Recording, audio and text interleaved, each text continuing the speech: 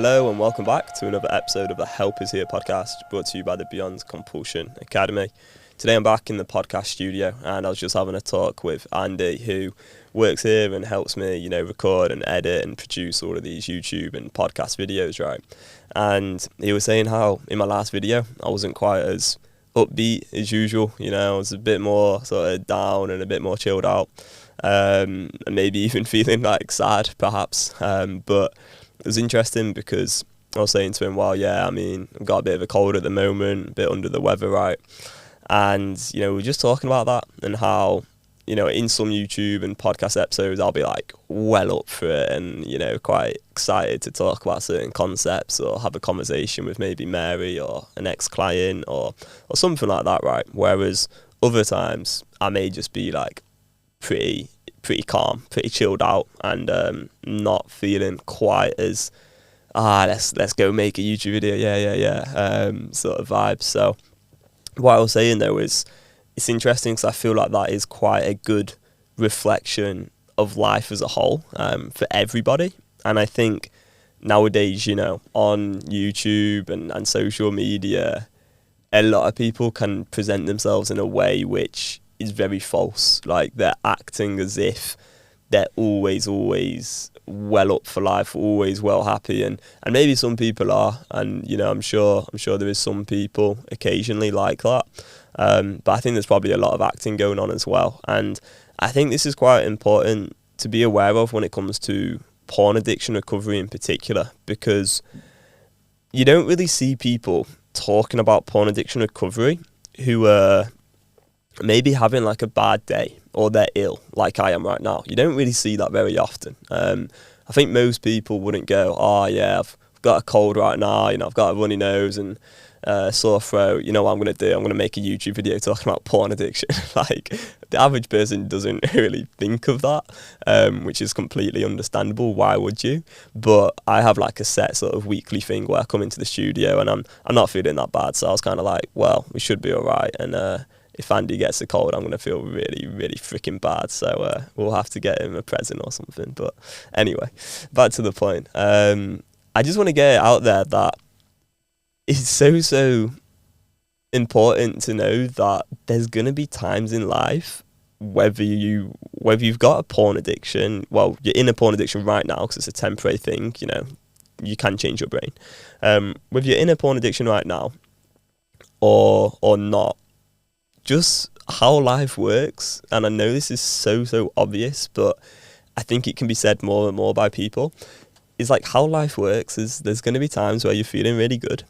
There's going to be times where you're feeling pretty low. I think from my experience anyway, when you're in a porn addiction, the highs and lows are a bit more extreme. Well, the lows are definitely way more extreme. I can't remember the last time I had like a day that was actually really bad. You have a few off days or bad days, and by that what I mean is a day where you're just feeling a bit groggy, maybe a bit tired, not feeling 100% right, like I am right now. But it's like, even though you're going to go through those moments in life where you are maybe feeling a bit more tired, maybe you're feeling a bit alone and lonely, maybe you're feeling stressed out, maybe you've got a lot going on, even through any of those moments in life, there's never, ever going to be a good reason to go back into a full-time addiction. And the way I see things now, having stopped watching porn for a long time, is I actually see watching porn and being in that addiction as like a full-time job. Like, you're back in what we call the constant conflicts. There's going to be part of your mind that's constantly wanting you to engage in the behaviour again. There's going to be part of your mind that wants you to stop engaging, and you're going to be back in this constant conflict, and you're going to be thinking about it very, very often. It's going to be massively distracting, and experiencing peace of mind is going to be incredibly rare, and maybe you'll never even experience it if you're in a porn addiction.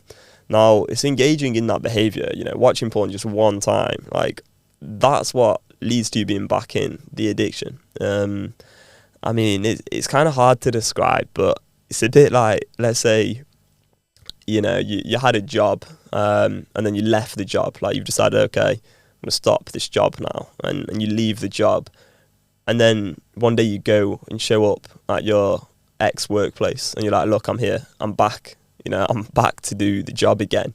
And for whatever reason, maybe they sign you up on that day and you get back to work. It's kind of like that. You choose to engage one time, you're back in it now. And, you've just signed a contract saying, okay, I am going to be back in a porn addiction. Like, that's how it is, right?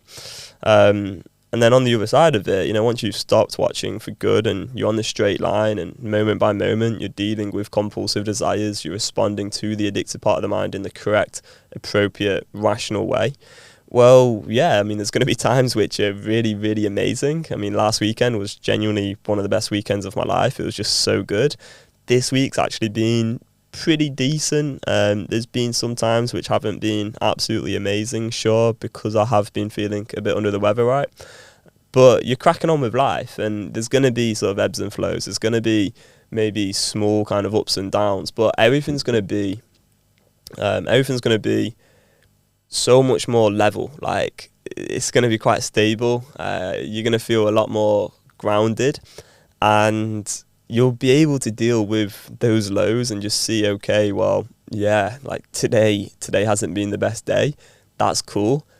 It doesn't mean I'm going to go back into a full-time porn addiction. Like, this kind of mentality for me has been so important, because in the past I was so swayed by external events and swayed by internal sort of emotions. And really what was going on is the addictive part of the mind would actually be, one, capitalizing on any sort of challenging thing going on in life, and two, I think the addictive part of the mind was probably even putting me in situations which would later be maybe more stressful or difficult. But it's never the stress or the challenging situation or the external environment you're in or anything at all like that which leads people to watch porn. Like, the only thing that leads people to watch porn is to choose to watch porn, and that's your choice. Like, no one else can really make that choice for you. Like, it is impossible for someone to control, like, your hands and get you to choose to masturbate, or get you to choose to type in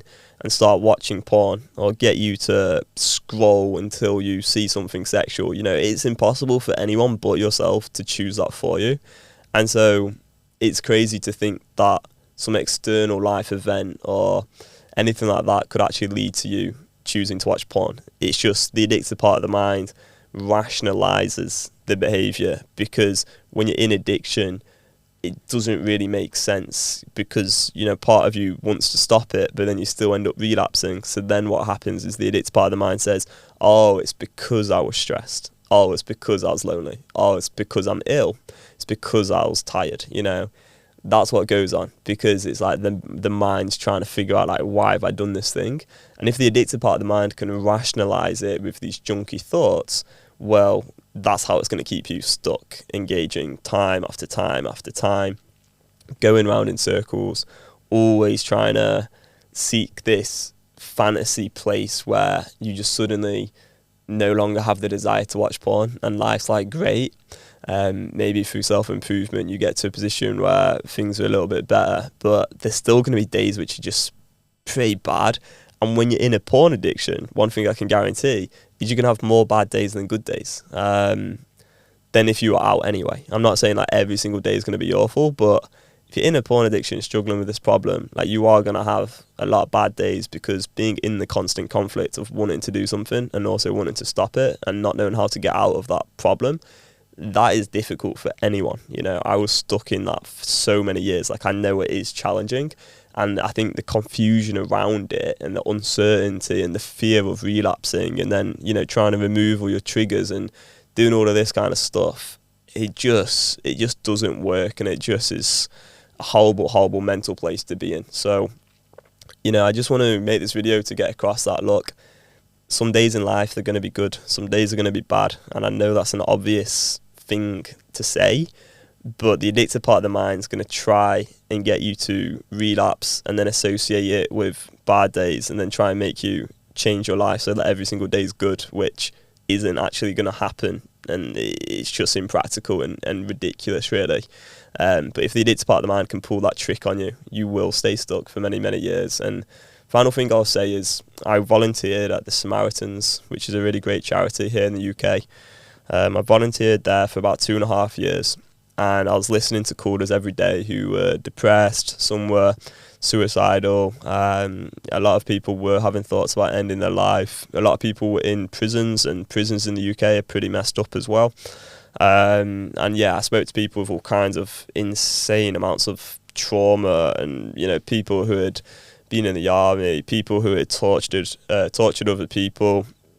Talked to people who paedophiles, people who had gone through some of the most horrific trauma you can imagine. Like, honestly, some stuff that's so messed up you don't even like hear about it on TV or movies or in books very often at all. Like, yeah, just some stuff that's mental shit. So yeah, a lot of these people, whether they'd gone through some really, really dark stuff or not, like, one common theme is that people struggle from time to time. Like, people have bad days, people feel sad, people feel down, people feel lonely, people feel tired. Like, that's a universal thing, part of the human experience. But like, 70-year-old Dorothy, she doesn't have a porn addiction, right?